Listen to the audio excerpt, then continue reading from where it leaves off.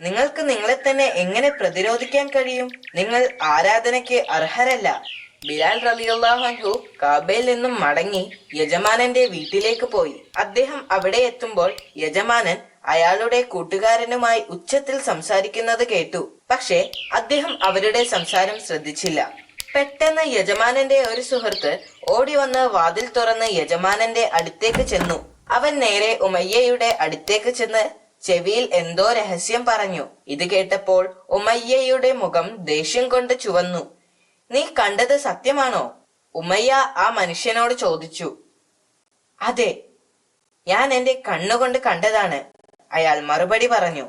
ഞാൻ അദ്ദേഹത്തെ മുഹമ്മദിനോടൊപ്പം പല പ്രാവശ്യം കണ്ടിട്ടുണ്ട്.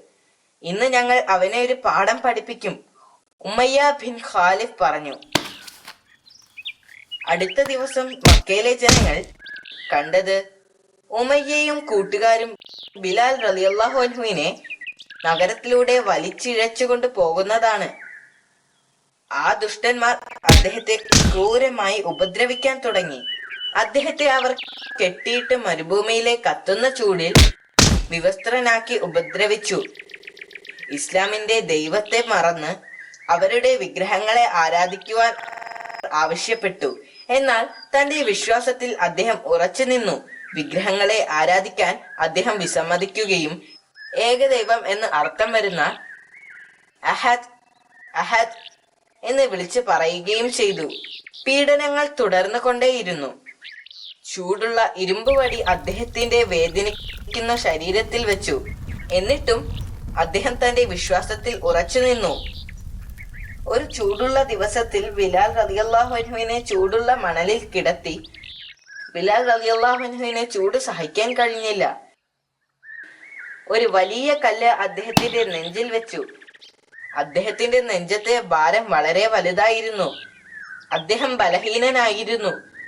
ആ അവസ്ഥയിൽ അദ്ദേഹത്തിന് കുടിക്കാനുള്ള വെള്ളം പോലും നിഷേധിക്കപ്പെട്ടു. പിന്നീട് അദ്ദേഹം അബോധാവസ്ഥയിലായി. ആ ദിവസം അവസാനിച്ചപ്പോൾ അവിടെ ആകെ നല്ല തണുപ്പ് അനുഭവപ്പെട്ടു. അദ്ദേഹത്തിന് ബോധം തിരിച്ചു കിട്ടി. ബോധം വന്നപ്പോൾ ഭാരമുള്ള ആ കല്ല് അദ്ദേഹത്തിന്റെ ശരീരത്തിൽ ഇല്ലായിരുന്നു. പതുക്കെ അദ്ദേഹം കണ്ണു തുറന്നപ്പോൾ അദ്ദേഹം അത്ഭുതപ്പെട്ടു. അദ്ദേഹത്തിന്റെ ശരീരത്തിലുള്ള വേദനകളെയെല്ലാം ആരോ ഇല്ലാതാക്കിയിരിക്കുന്നു. അദ്ദേഹം കണ്ണു തുറന്നപ്പോൾ പ്രവാചകൻ മുഹമ്മദ് നബി മുസ്തഫ സല്ലല്ലാഹു അലൈഹി വസല്ലമയുടെ പുഞ്ചിരിക്കുന്ന മുഖമാണ് കണ്ടത്. ബിലാൽ റളിയല്ലാഹു അൻഹുവിന് അനുഭവിക്കേണ്ടി വന്ന പീഡനത്തെക്കുറിച്ച് പ്രവാചകൻ അറിഞ്ഞു. ഒരു യഥാർത്ഥ വിശ്വാസിക്ക് ഇത്തരമൊരു അവസ്ഥ നേരിടേണ്ടി വന്നതിൽ പ്രവാചകന്റെ വളരെയധികം വിഷമമുണ്ട്. അദ്ദേഹത്തിന് ആ പാവം മനുഷ്യനോട് അനുകമ്പ തോന്നി.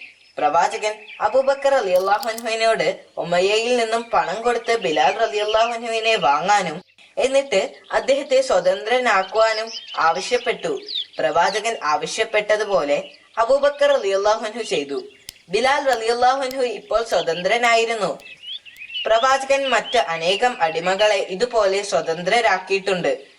അടിമകളെ നീതിപൂർവവും ദയാപൂർവവും പരിപാലിക്കണമെന്ന് പ്രവാചകന് നിർബന്ധമുണ്ട്. മക്കയിലെ ദിവസം അവസാനിക്കുകയായിരുന്നു. ബിലാൽ ബിൻ റബ്ബയും മറ്റ് അനുയായികളും നബിയുടെ നിർദ്ദേശപ്രകാരം മദീനയിലേക്ക് പോയി. ബിലാൽ റളിയല്ലാഹു അൻഹുവിന്റെ സഹിഷ്ണുതയും വിശ്വാസവും കാരണം പ്രവാചകൻ അദ്ദേഹത്തെ മദീനയിലെ മസ്ജിദിൽ ബാങ്ക് വിളിക്കാൻ നിയമിച്ചു. അദ്ദേഹത്തിന്റെ മനോഹരമായ ബാങ്ക് വിളിയുടെ ശബ്ദം മദീന നഗരത്തിൽ അലയടിച്ചു. കുറച്ച് സഹാബികൾക്ക് അദ്ദേഹത്തിന്റെ ബാങ്ക് വിളി കേട്ട് അസൂയ ഉണ്ടായിരുന്നു. അതുകൊണ്ട് തന്നെ അവർ പ്രവാചകന്റെ അടുത്ത് ചെന്ന് അഷ്ഹദു അൻ ലാ ഇലാഹ ഇല്ലല്ലാഹ് എന്ന് അദ്ദേഹം പറയുന്നത് അറബിയിലെ ശരിയായ ഉച്ചാരണത്തിലല്ല എന്ന് പരാതിപ്പെട്ടു. ഇസ്ലാമിനോടുള്ള തന്റെ ആത്മാർത്ഥത കാരണം അറേബ്യൻ രീതിയേക്കാൾ അദ്ദേഹം ആഫ്രിക്കൻ രീതിയിലാണ് ഉച്ചരിക്കുന്നത് എന്നും പ്രവാചകൻ അവരോട് പറഞ്ഞു. അദ്ദേഹത്തിന്റെ ഭാഗ്യവിളി കേൾക്കുമ്പോൾ മദീനയിലെ മുഴുവൻ മുസ്ലിങ്ങളും പള്ളിയിലേക്ക് പോകുകയും പ്രവാചകനോടൊപ്പം നിസ്കരിക്കുകയും ചെയ്തിരുന്നു. ഒരു ദിവസം നിസ്കാരത്തിന് മുൻപായി ആളുകൾ പള്ളിയിൽ നിന്നും ബാങ്ക് വിളി കേട്ടു. ആളുകൾക്കാകെ ആശയക്കുഴപ്പമായി. ജനങ്ങളെല്ലാം പള്ളിയിലേക്ക് പോയി.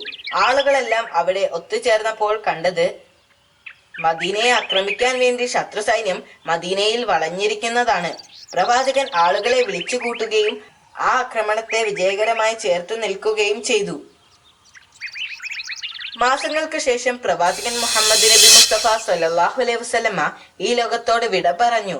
ബിലാൽ റളിയല്ലാഹു അൻഹുവിന് അത് താങ്ങാൻ കഴിയുമായിരുന്നില്ല. അദ്ദേഹം വളരെയധികം ദുഃഖിക്കുകയും ദിവസങ്ങളോളം കരയുകയും ചെയ്തിരുന്നു.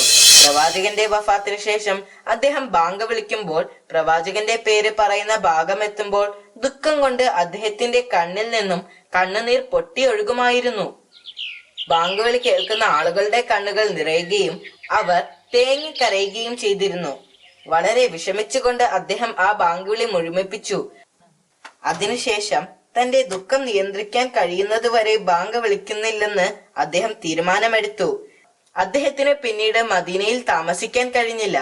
അങ്ങനെ അദ്ദേഹം ഡമസ്കസിൽ സ്ഥിരതാമസമാക്കിയ മുസ്ലിം സൈന്യത്തിൽ ചേർന്നു. ഒരു ദിവസം അദ്ദേഹം ഉറങ്ങുകയായിരുന്നു. അപ്പോൾ സ്വപ്നത്തിൽ പ്രവാചകൻ മുഹമ്മദ് നബി മുസ്തഫ സല്ലല്ലാഹു അലൈഹി വസല്ലമ അദ്ദേഹത്തോട് ചോദിച്ചു, എന്തുകൊണ്ടാണ് ബിലാൽ റളിയല്ലാഹു അൻഹു മദീനയിലേക്ക് വരാത്തതെന്ന്.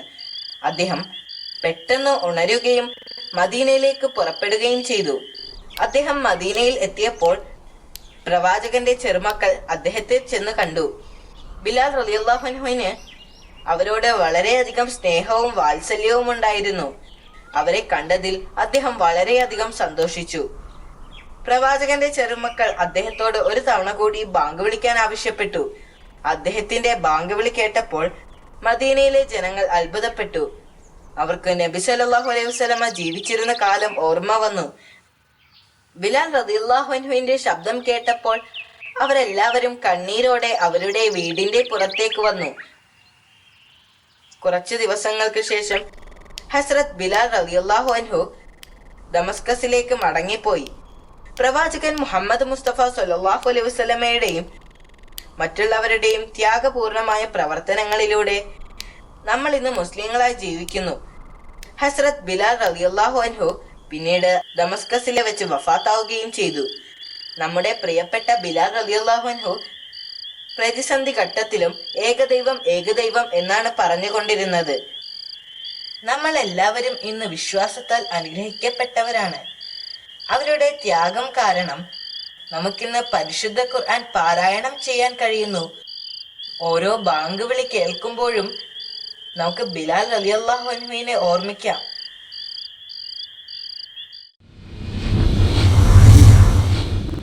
അത് വളരെ നല്ലൊരു കഥയായിരുന്നു.